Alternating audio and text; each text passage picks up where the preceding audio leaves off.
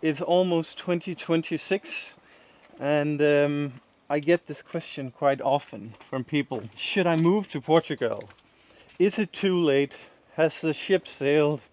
And yes, mostly yes, but it's not that simple. But I will try to break it down in pros and cons, and then at the end of the video, I'll give you an almost poetic answer to this question. But I might as well address the elephant in the Chinese room. Portugal has turned on a plate.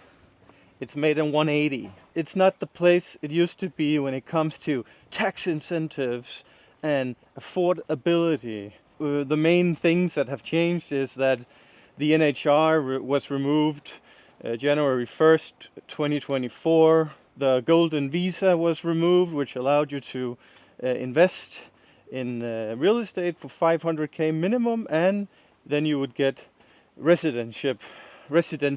And then also Portugal has been, a crypto haven, the last crypto haven in Europe and in the Western world in many ways.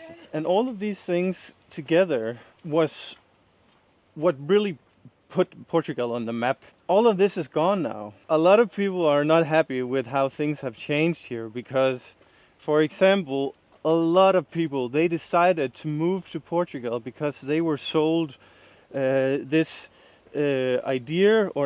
this promise that they could get residency if they lived here for 5 years.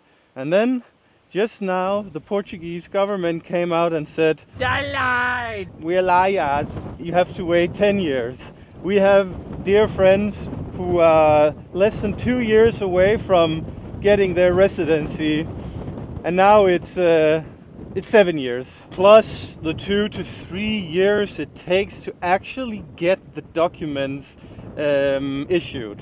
I think most people who moved to Portugal had this 5-year rule in mind. So now a lot of people are just like, screw it, I'm done, I'm leaving this place. In fact, this change is so dramatic that some lawyers actually say that it's unconstitutional. So yeah, we're waiting to see the final verdict, but it looks like it's going to pass.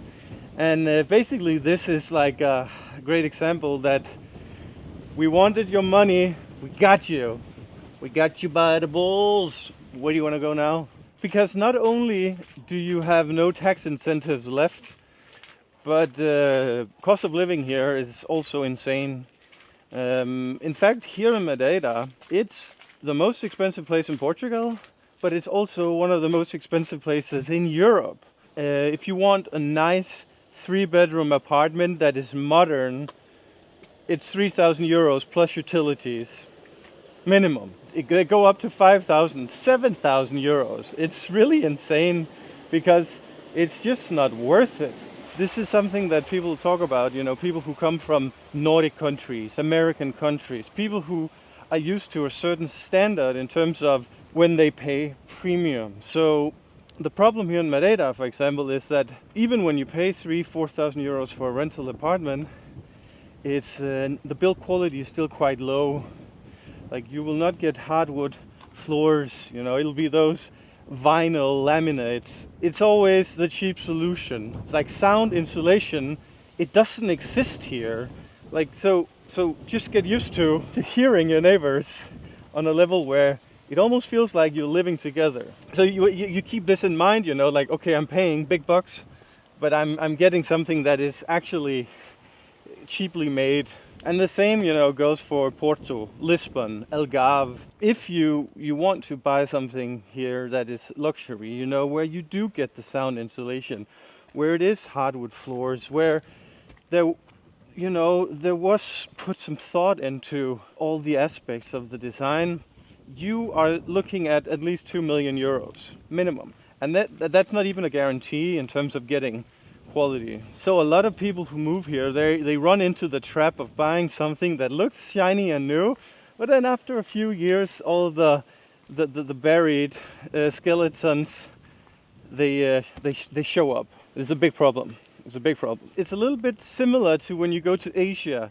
It's cheap, but as soon as you want, the premium items that you are used to, for example, in Denmark, where I'm from, you pay top dollar.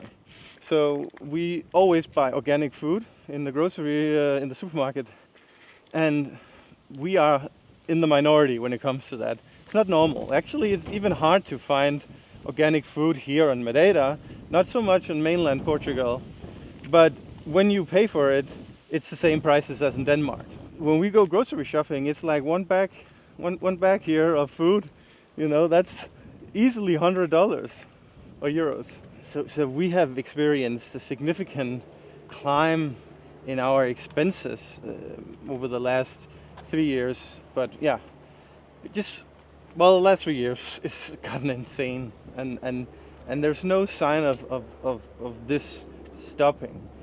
But it's really the same everywhere. We just see like this almost monthly increase.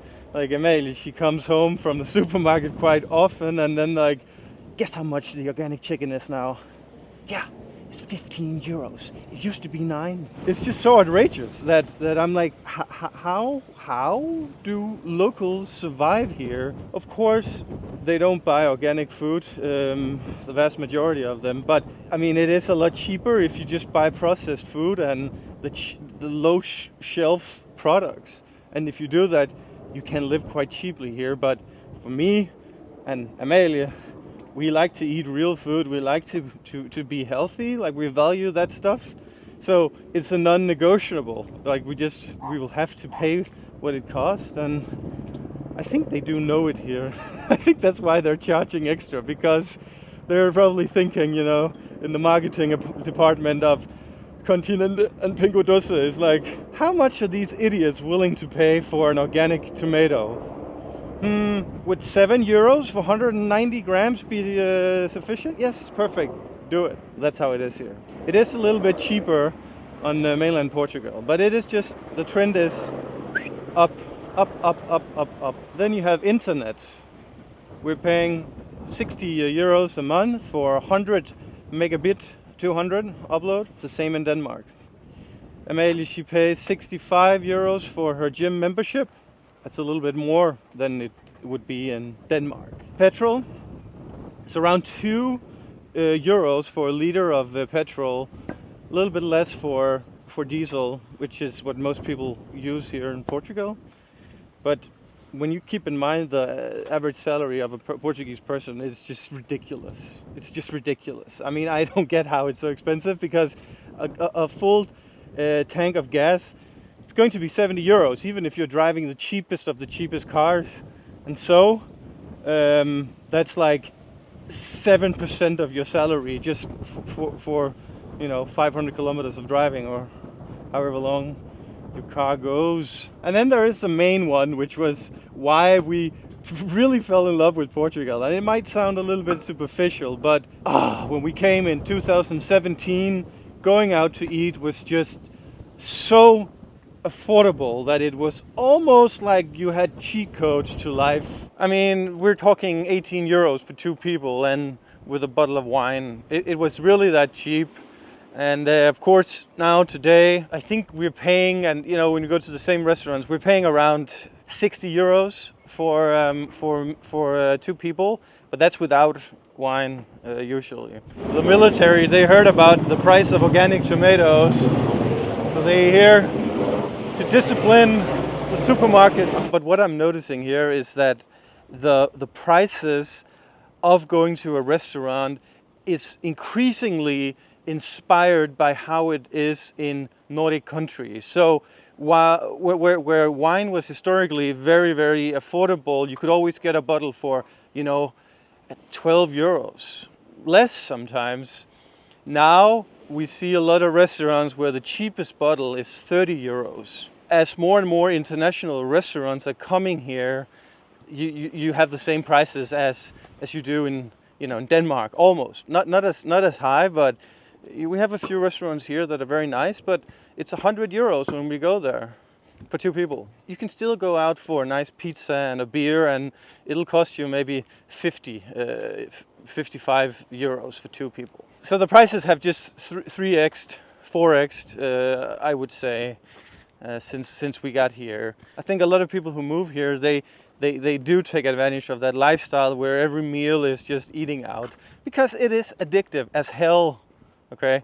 Like, you just can't get enough of exploring new restaurants. I was completely obsessed with it when we moved here. For years, you know, we have been everywhere in Lisbon, everywhere. Unless you have unlimited, you know, money to do all this, it's fine, doesn't matter. But I believe that while you could live for, you know, 2 people for maybe 3,000 euros, 4,000 euros, all included, rent, whatever, comfortably. Now, it depends on your lifestyle. I mean, you can still do it for that money, but then you'll be living very frugally. So I would say 8K, 9K for 2 people, because rent would be, you know, 3K oftentimes. And then you have, well, also taxes you have to pay of your income. And I mean, it is really not affordable anymore to live in Portugal. Of course, healthcare is still, you know, affordable, especially compared to the US, if you are used to that. But, you know, it's also doubled in price. We used to pay like 50 or 60 euros a month. Now it's 100 euros a month. And Emil, she was stung by a bee a few months ago, and she paid 85 euros for an IV drop. And that was, you know, even with the insurance. And I found that to be quite expensive, you know, because without the insurance, the IV drop would have been like 140 euros. So I'm like, okay, well, why are we paying 100 euros a month? Because we're not using the hospital every month. So I think it's just cheaper to just pay out of pocket when there's something that has to be fixed. You know, when I read on forums and just, you know, generally the word on the street, Portugal is still really, really popular. Like, tourism is booming.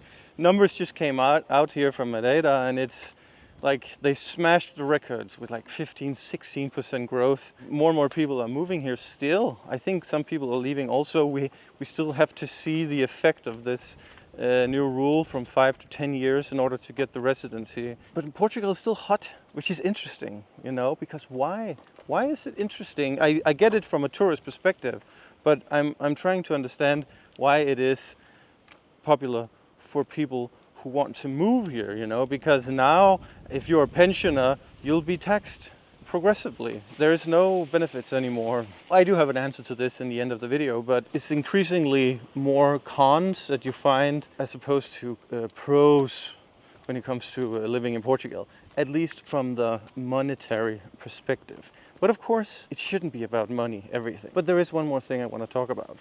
And that is, of course, bureaucracy. I talked about this in a recent video, that what I have learned from living in Portugal over 8 years, and I've learned to take it more slow and not be neurotic as the Dane I am, because in Denmark we are used to things happening immediately. That being said, I still have ways to go when it comes to just letting go and accept this insanity. And I was exposed to this just a few days ago. I needed a document to get a document to get a document. So just to get the first document, which was to make an appointment, I was sitting 5 hours waiting. And I picked a number before they even opened. I had number 27. And there's one woman sitting there. Like fucking hundreds of people just waiting to talk with this woman. And I couldn't get it. I couldn't get this document. So, and it's a very urgent document. So I'm like, fucked, because I need this for an urgent matter. What can I do? But these experiences, you know, I ask myself, why do I live in this country? You know, it's this loop. I've been through this loop many times, you know, ever since we moved to Portugal. We have just asked ourselves about, you know, why, like on and off, why do we live here? Because we're just not used to this in Denmark. I mean, it's such a big cultural difference that you just, you know, you go to the post office and it takes 2 hours to send a package. And that's the only way you can send a package. But then, you know, you get past this, you solve it somehow. and then it is a few months before you have to deal with it again. And then, you know, you fall in love with the good things again. But I'm telling you guys, Portugal is one of the worst countries in the world when it comes to bureaucracy. It's worse than many African countries. I heard that Angola was much better than Portugal. Italy and Mexico and I think maybe Brazil are like the worst of the worst. And there are almost 200 countries, guys. So, you know, you have to really be prepared for this. It is... Oh. So yeah, if you made it this far in the video, you are probably saying, why don't you just leave Portugal? You're just negative. You're just complaining. Well, I don't need to explain why it's a great place to live here, do I? I have 600 videos showing how great this place is. I feel like I've been over that many times, okay? I think it's time to just point out the things that aren't so great, because every influencer or YouTuber or TikToker or whatever always paint a picture of Portugal as this picture perfect haven, and it isn't. It's not. But we do have nice weather. We do have a very calm and tranquil lifestyle. It is a nice place to be. It really is, and that's why we are here. But why is it that you would move here now in 2026 when there is no affordability, no tax incentives, everything is so expensive? I think it comes down to that there just aren't that many places left on this earth. If you're from the Western world, Asia is a little bit too Asian, you know? It's a big shift. Africa, I mean, is that even an option? Mexico, well, you'll probably get shot. South America, ooh, sounds scary. Okay, so what do we got? America, well, people are fleeing the US, people are fleeing Canada. Well, Europeans are fleeing Europe also. But if you want the modern lifestyle of Europe, marinated in cobblestones in a little, you know, charming village, then Portugal is one of the best places to be. Portugal is kind of the last frontier in this world when it comes to a place where you feel like you found paradise, where you can still sit on a snack bar on the cobblestones and have an espresso and a little piece of cake for €2. You can still get that here in Portugal, and I think that is why people, they are still interested in living here and coming here. Because things have gotten so much more expensive, there's also a shift in the consumerism. People, they're spending less money, and they really just want to spend money on what matters, which is a home, food, and the free things in life, which are the best things in life. Going to the ocean, touch grass with your feet. So yeah, the conclusion is most places are not worth moving to anymore because it's all a shit show. But Portugal is the least worst of all of them. So yeah, I recommend still, but it's not perfect. But let me know if you are planning to move here, if you're leaving because of the new rules. I'd love to know. See you in the comments.